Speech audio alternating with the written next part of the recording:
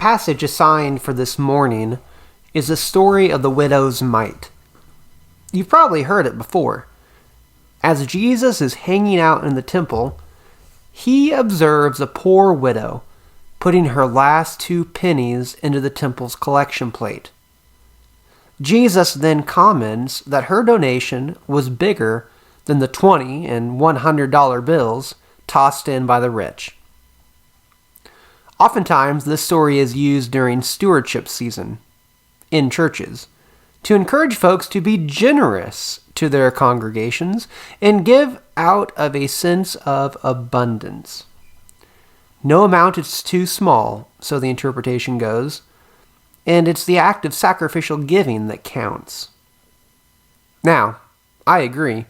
It's good to give to your church. It's good to be generous. It's good to operate out of a sense of abundance rather than scarcity.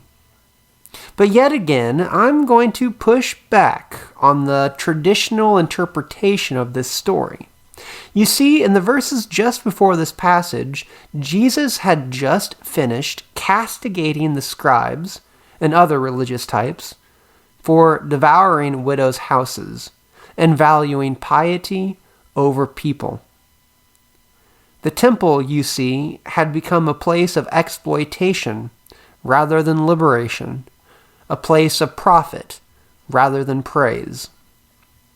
And so when Jesus observes the widow's offering, I think it is a critique on a religious institution that has lost sight of its mission and purpose.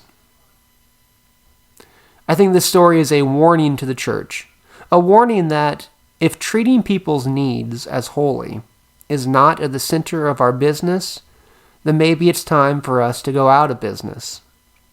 But it's also a warning to all institutions, even individuals, that if our mission is not to help people thrive, if it's not to bring life where there is death, if it's not to shine brightly in the night, then, well, maybe it's time for a new business model.